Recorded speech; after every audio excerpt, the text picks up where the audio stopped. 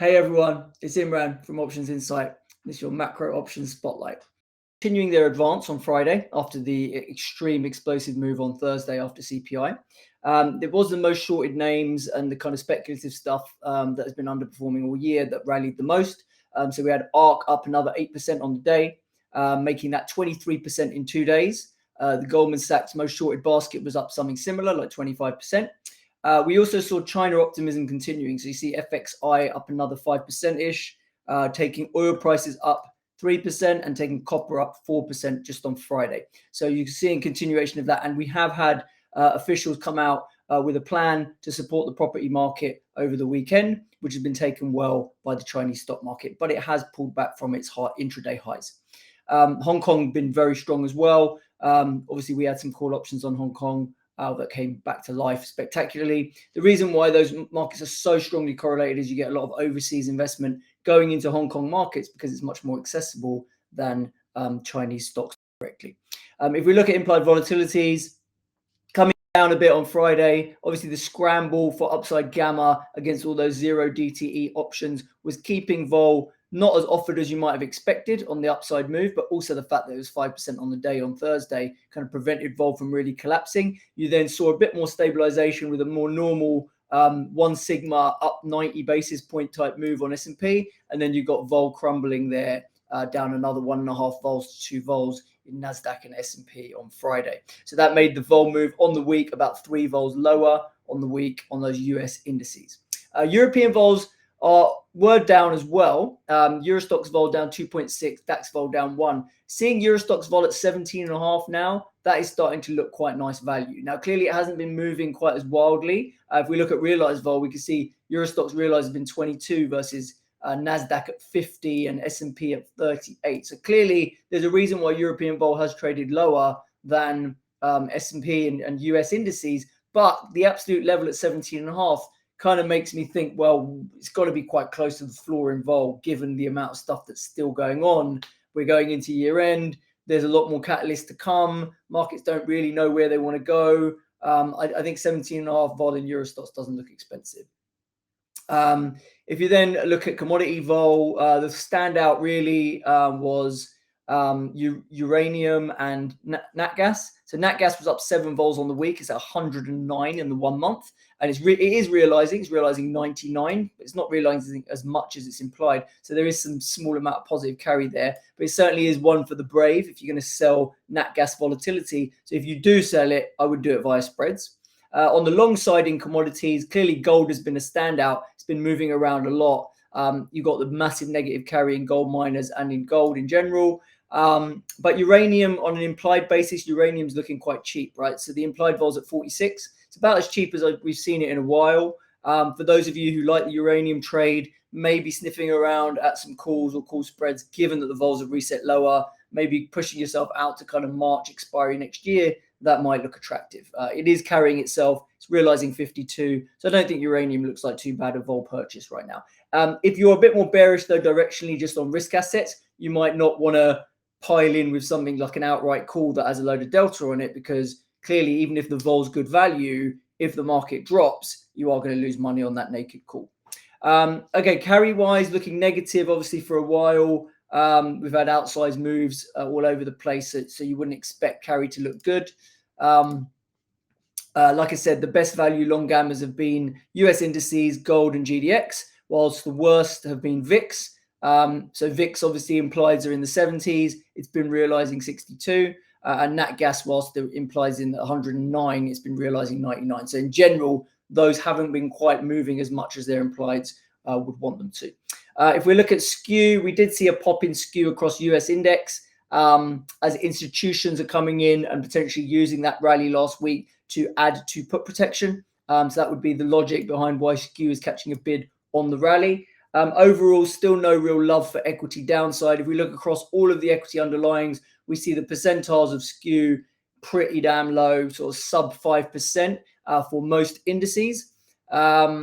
If we look at commodity Skew, gold Skew did come down, flip towards calls as we got that break to the upside. So that's now following suit from where we see silver. So you can see across the commodity space where you see call premium is in gold, In silver, that's with the negative skew, because I calculate skew as puts minus calls. And we see natural gas has got a call skew as well, which again shouldn't be a massive surprise given what's happened in natural gas this year.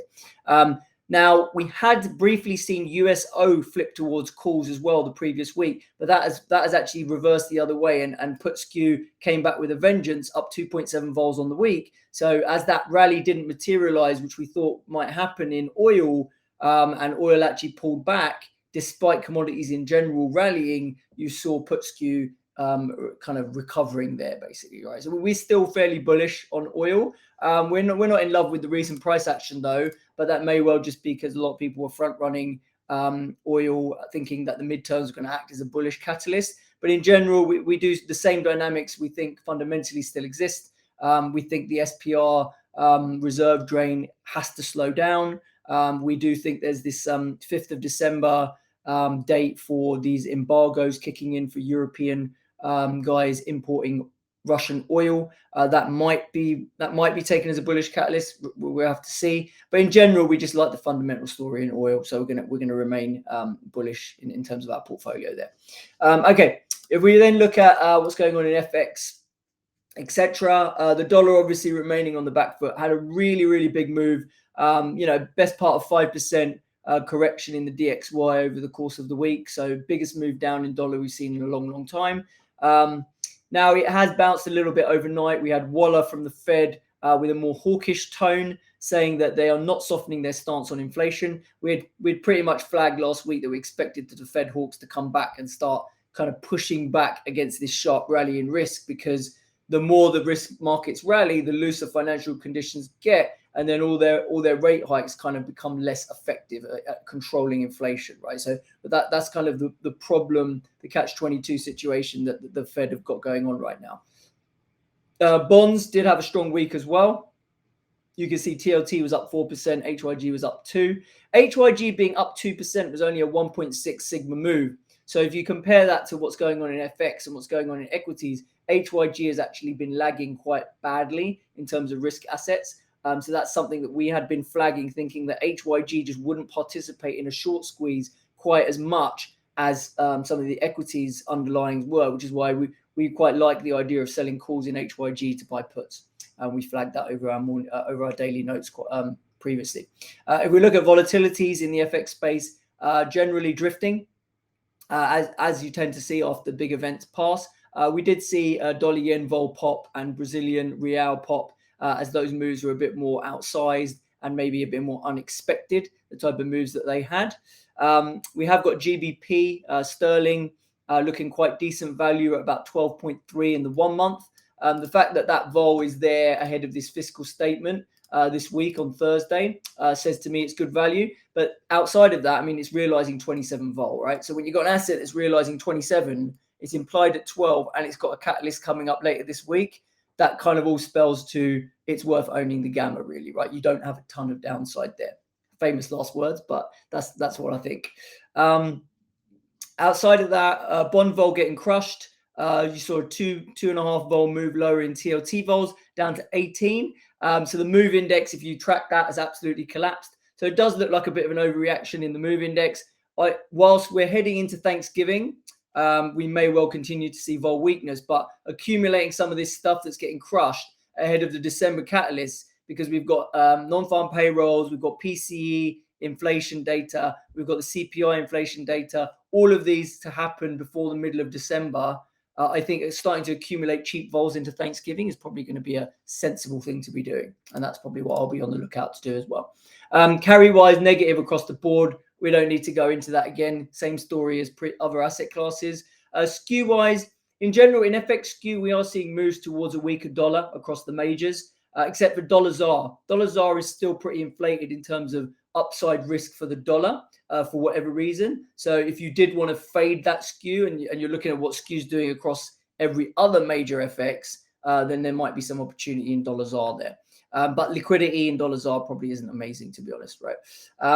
TLT skew did also normalize. you can see that's come back down to more neutral at 0.5, which means there's very little premium for puts versus calls, which means the market is now seeing the risk as more balanced for bonds going to the upside or the downside. So as you see inflation prints coming down, people are now saying, oh, is the bottom in for bonds? Maybe there's a load more upside in bonds. Obviously, we'll see if that was one print and if inflation bounces the next month. But if it does, then it could all very quickly reverse again and we could see bonds collapse again, right? And we have got issuance coming from the Treasury. We have got QT, etc. So those are things that are likely going to keep a lid on the bond market as well. So the risks look a bit more balanced. Okay, in terms of what else to kind of keep an eye on this week, we've got, so obviously last week we had the inflation data. It was generally driven lower by goods and medical services. That was where the negative surprise came from, while shelter inflation did remain sticky. And we've got core services inflation running at 6.7, which is still the fastest pace in 40 years. So whilst markets have brought terminal rates lower and got very, very bullish, and you see shorts getting squeezed, the reality is the Fed reaction function is likely a little bit slower to react than markets. And these guys are going to want to see material pullback in these core service CPIs before they're really going to pivot and confirm what the market's pricing. Now, the market's always going to front run the pivot, but it just seems like they've gone a little bit zealous and a bit quick there. And we suspect there's going to be a lot of pushback from Fed speakers. As we said, Waller's already spoken with some pushback. We've got Vice Chair Brainard speaking later today. She does tend to be in the more dovish camp. So it'll be interesting to see what she says, because if she gives you pushback on the market reaction and she's in the more dovish camp, then the market might then respond to that even more. So that's something to be aware of. In terms of geopolitics this week, we've got Xi and Biden meeting in person before the G20 that's going on in Bali. There obviously has been tensions between the two nations recently around Taiwan and around semiconductor imports. So we'll see if there any news. I don't expect any material news flow to come out of that meeting, but we do know there's some tension there. US retail sales, housing data are also going to be watched this week, and we've got big earnings out of the likes of Walmart and Target, which not had I don't remember if it was last earnings season or the one before, but those stocks had like 20% down days because they missed so badly. So the market will be watching closely to see what the state of the consumer is. Finally, we've mentioned in the UK, the long-awaited fiscal statement is due on Thursday.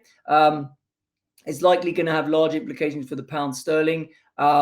That's been rallying strongly with the recent dollar weakness. That may well then decouple and have its own idiosyncratic move outside of the broader dollar move. So that's something to watch out for. And again, a reason why we think owning sterling gamma is probably not a bad play.